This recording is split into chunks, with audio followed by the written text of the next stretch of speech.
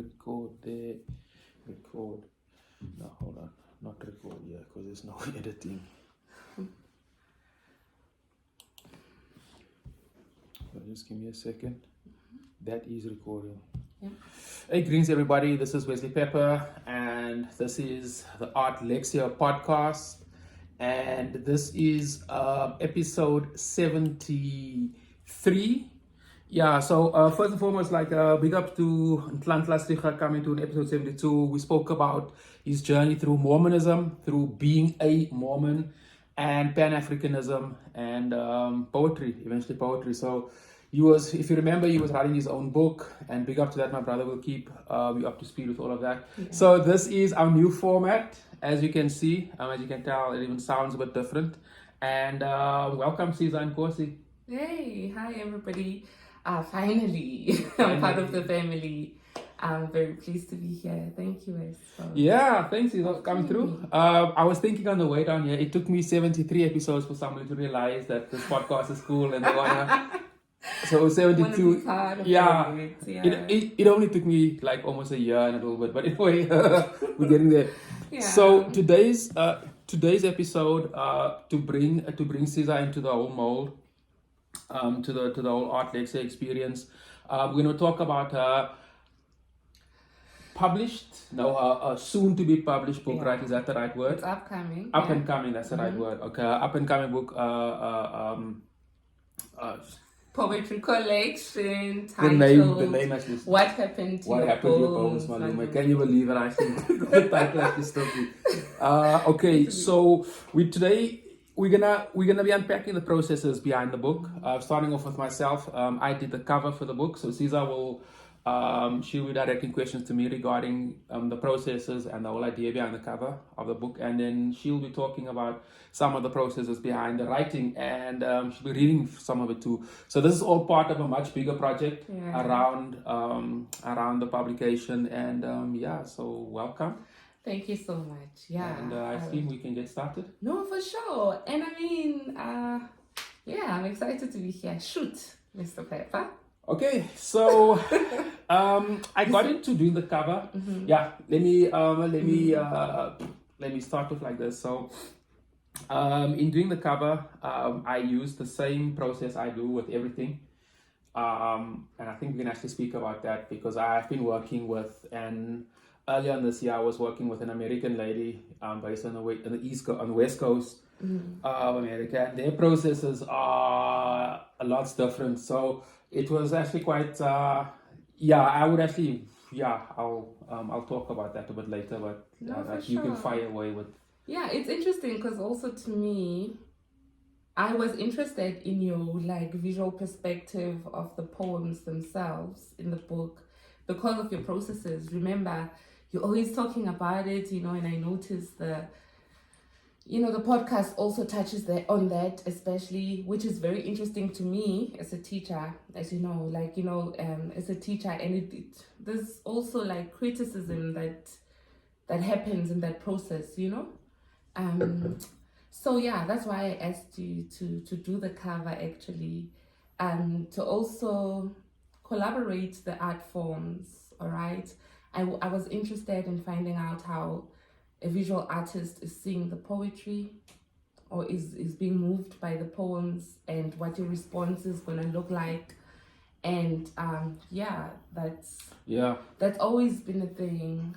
Mm-hmm. So on this podcast, we've been talking to artists from all over the world about their processes since the hard lockdown. And so I want to come in with my processes in a post-COVID world. So I think in a pre-COVID world, it actually changed. So, firstly, just on so you had that idea in mind. What I was always interested in working as a publisher, because I like to come in from the commercial element first. What I've always noticed from being a publisher is how the our various world, which is visual art, music, and the published written word, are actually, we've got the same audience, and we're basically saying the same thing. It's just through different mediums. So as a creative, I'm always excited to be involved in sort of these multimedia projects that there's ideas. So as I'm gonna come in sort of the multimedia because I also have the tech world as well.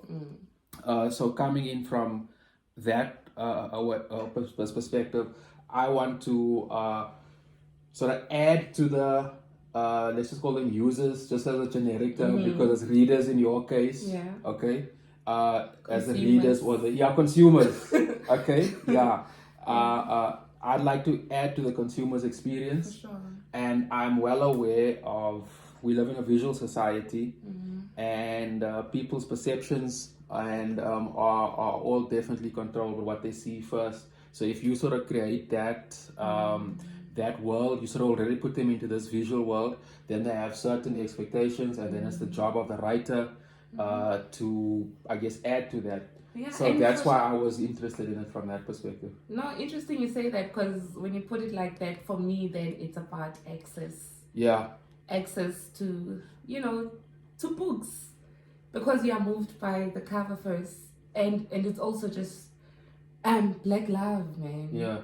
I really am very big on that, on all of us making it so that we can all be comfortable and do what we do best. To come in there, that whole experience of artists working collectively is definitely the future for our industry.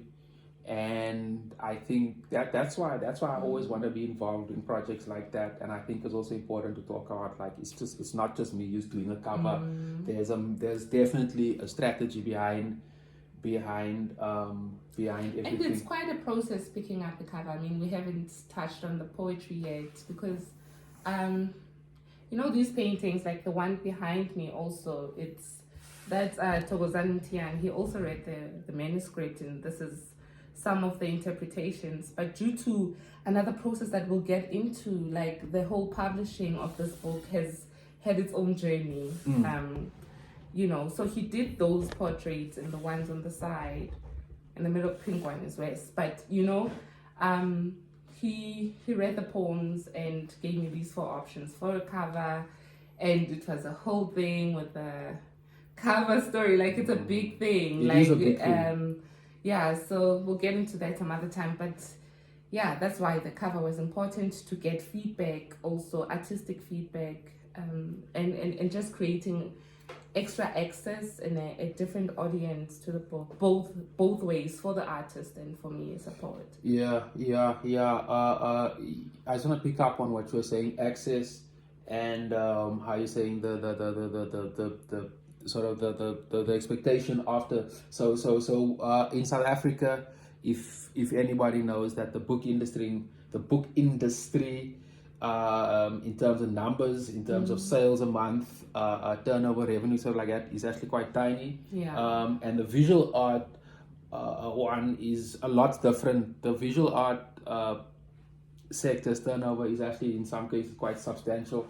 Sure. Given that we got some serious high profile artists in South Africa. So I've always felt that these industries work too much in isolation, and then again, like I said earlier on, that's why I feel that there's so. And for me, that's our market. That's the thing. So I'm coming in with the different audience, and then they get exposed to the book. So it is sort of like we wanna get them. Yeah. We wanna get them. We know they're out there, and we wanna get them. Yeah. So that's And talking about that, Wes, why don't we get into the poems themselves? Let's do that. Actually, these things are not plugged. Excuse me. Oh, okay. Oh, there we go. All right. So I know we're just talking about this poem, which I'll read. Okay. The Magic Place, which maybe helped you. In your process of. Let's do that. Let's do that. So this one is called, and Wesley can tell you the setting of it next, because we actually saw the place together. For sure. Give thanks. The Magic Place. In 1994, we used to put on our best dresses to go to the Magic Place. Mine was sweet pink floral printed with lace layered underneath. Lips were glossed up Vaseline from a yellow jar, all shining from whatever I could find, fish oil or glycerine. We used to walk with excited smiles to the Magic Place, find the magic man waiting with his box of tricks. We would be entertained, transformed into happy girls who just seen a snake turn into a red rose. We'd clap our hands, amazed at the bird that lived in a box and flew when called out in spells. We would take the magic, put it in our hearts, use it when we really needed to dream. In 2012, I was sent to go call my dad from the magic place. I walked into a breath of drunken voices, staring at my father, who I couldn't recognize. His face had turned extremely old and tired. I looked at the magic man falling off his chair with a box of itakonyisa in his hand. All the men had been gathering here lately to dull their pain in glasses of brandy. The pain made them look like boys who can't be sober. It was despair that killed their manhood.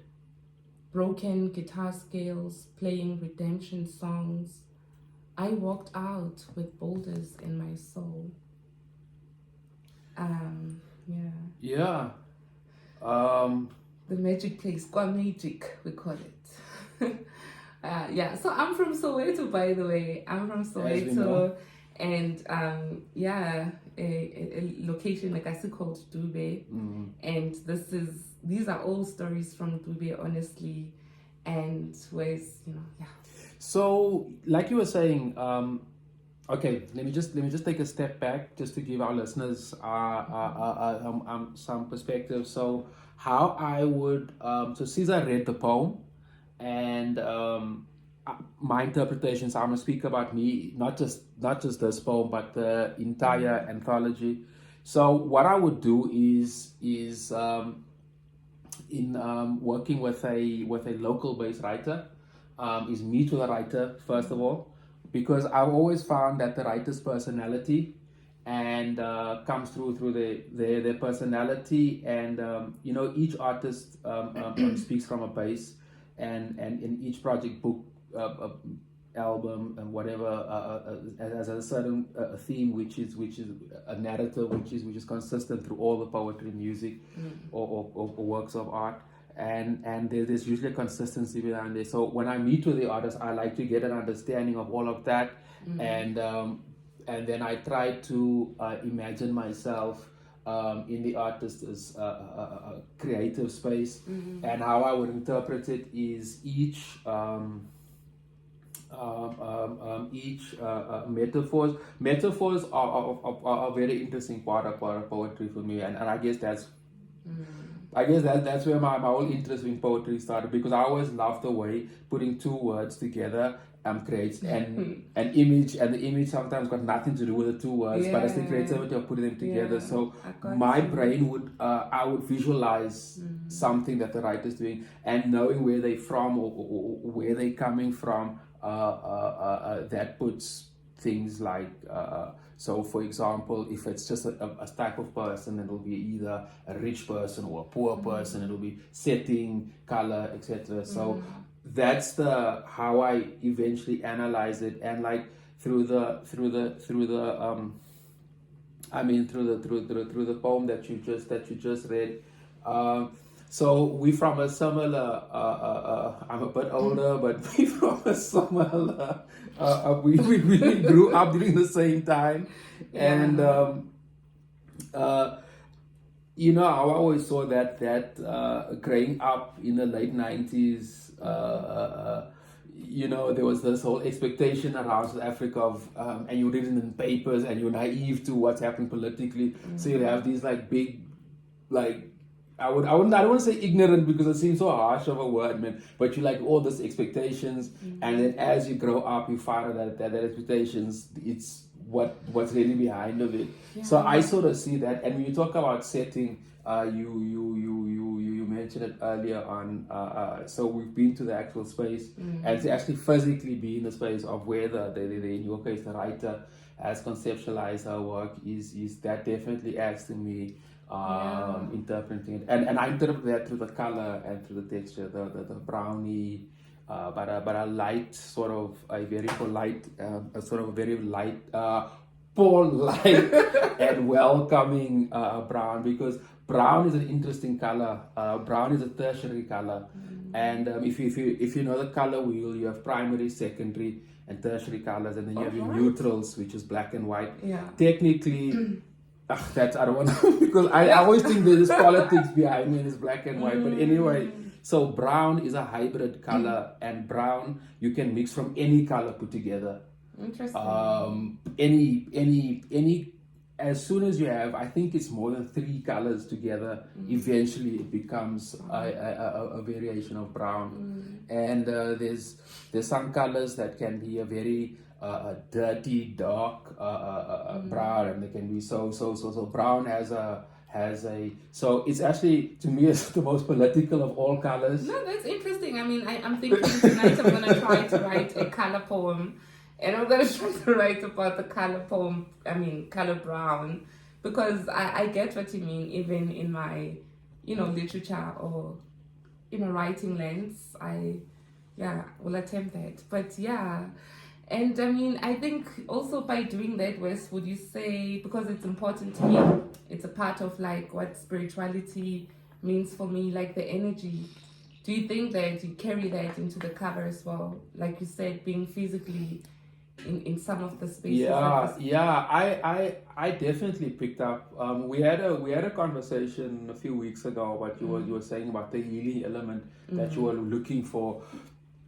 Okay, so I haven't read 100% of all the poems, and I definitely didn't read them in sequence. My brain operates like that. I know that I understand and I respect the process of putting together something, because usually it has a very strong narrative. But given that it's 2022 and what's happening in my personal life, it's really hard for me to stick to. Yeah. So with that said, I picked up like the story of a girl growing up, and what she was seeing it, and how she did that, because it comes across almost a bit of a vulnerable. There's you see metaphors. There's one that you use about you are about to go out and you're using a fish oil. You couldn't. It was either Vaseline, but you were putting fish oil to make the love. So how I saw that growing up, there was a period. I think this was, it was in the 90s. Girls used to do that, and once I was snap. Yeah, and you pick it up, and as a guy you look for that. So I related to that sort of space, and that's how I see was this girl growing up and becoming who she is, and looking at through, because the way you look at the stories is actually incredibly political. It's very political. I think it's so loud but so subtle, and I think that's the beauty behind it. No, I give thanks for even noticing that, because the book is actually dedicated to my uncle who went to exile in 1977. So he was part of the June 16 cohort of students who planned and executed the march. Boy, you so imagine. Yeah, but who planned the march, and many students died, the story, but my uncles were part of that, and it happened to be a year when the day when my grandfather was supposed to be buried. So his children were out there in the streets fighting against Afrikaans as a medium of instruction, and the effects of that then were like my mom going through a mental institution because the system was not going to tell him what happened to his uncle, to his brothers, because one we didn't bury, and my other uncle was in Washington DC, and he died. He was killed by the police that side. So it is very political and very real for me. I mean, I lost a whole year without my mom, for example, because of mental illness that came with. You saw even at home was right opposite. It's it's a very big person, in the ANC. It's very political. It's a very deep story, and you pick that up. We give thanks. Yeah, that's what I enjoy about poetry anthologies. Given that, as a writer in South Africa, they get into these and I'm not saying other writers outside the country are not. It's just that I think because our just our art industry is different here, that when the writers they pour their heart, and it is so personal, and I know that there's a theme. I definitely have it. So I'm very conscious of what I'm putting on paper, and to most point, what I'm saying most of the time, and I try not give too much away with giving a lot away, because I think as artists we give so much away. So much. Yeah. So in you writing about that type of space, growing up, I think it's actually.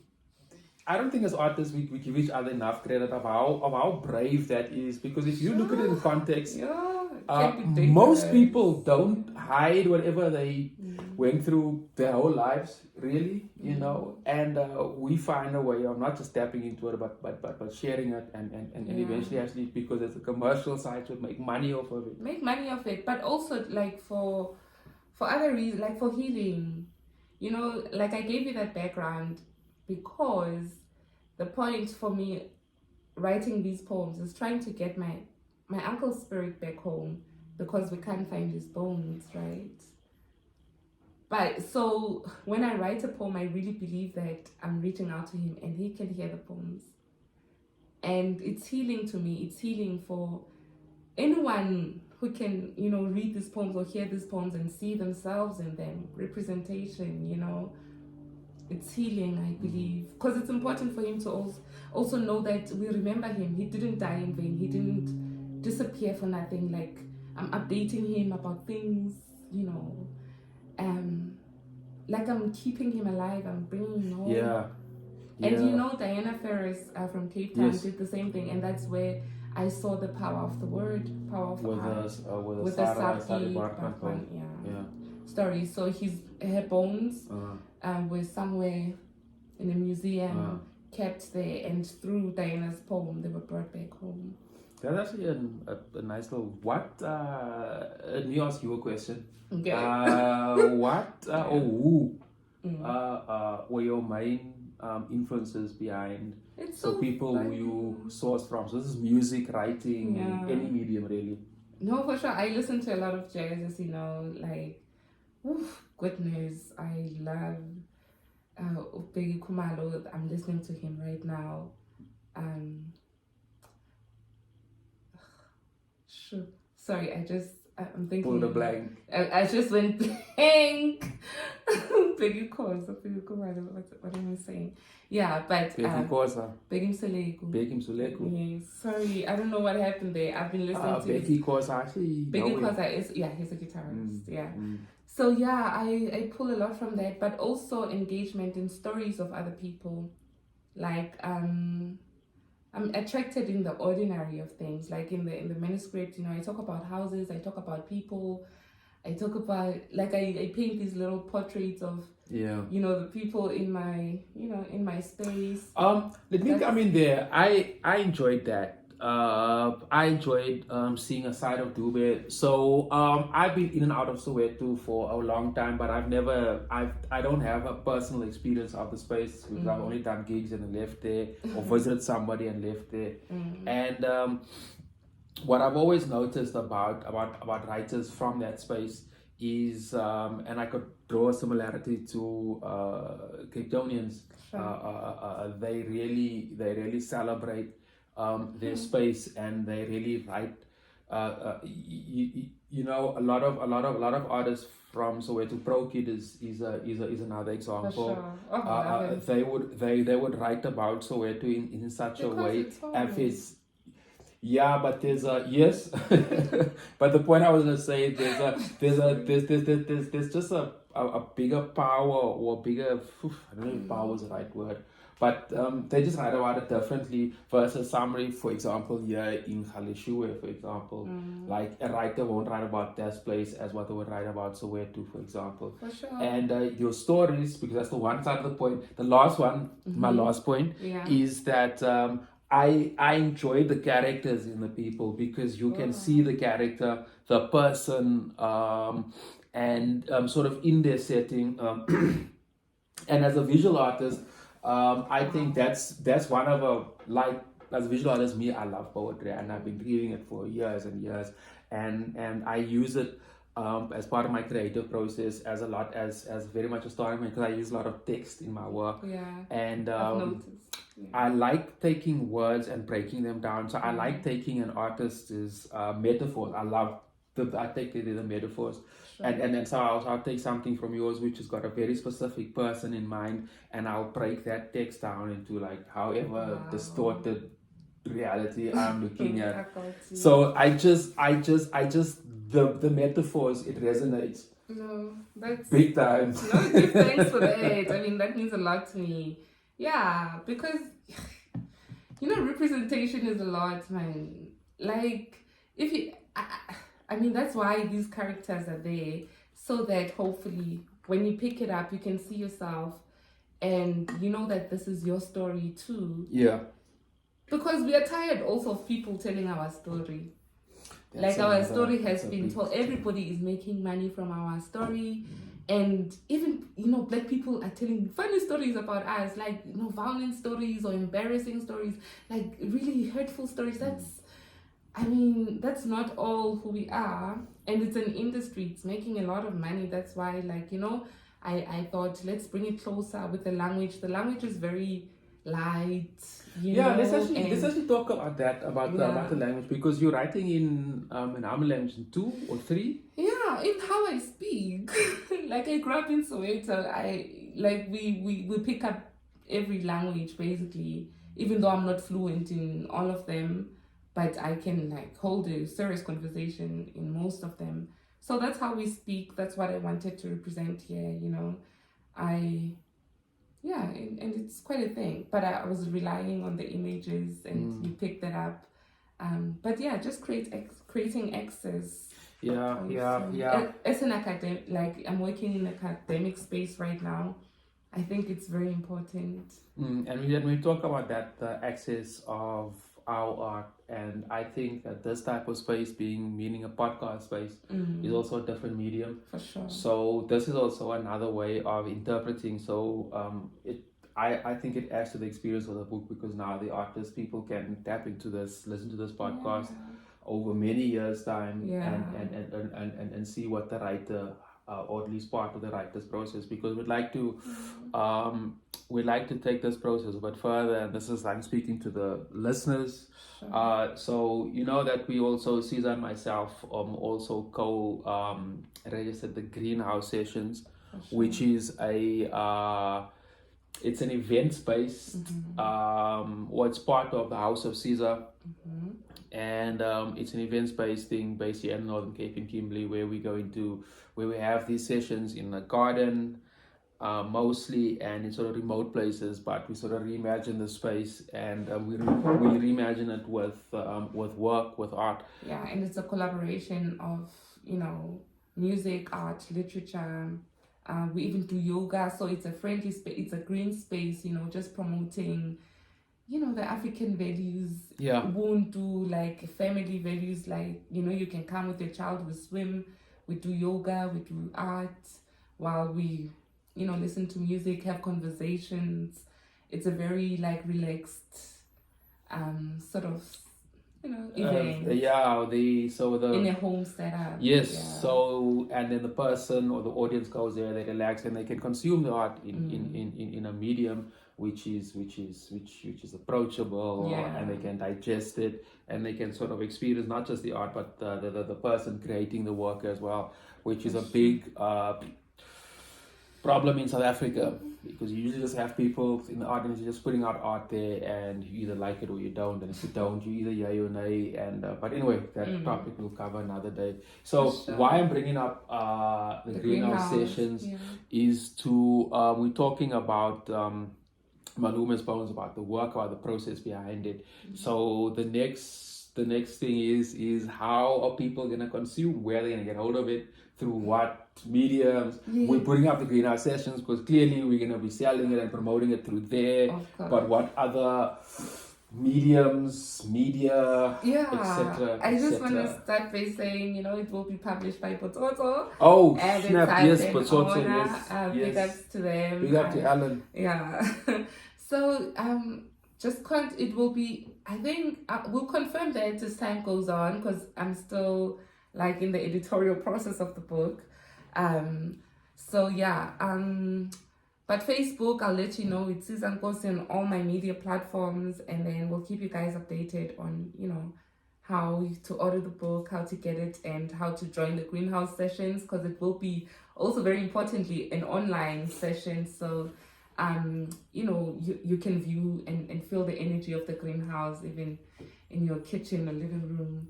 So yeah, man. I want to add on to that one there. So we are recording this episode. What's the date today? It's the 18th of May 2022 as recording of this episode. And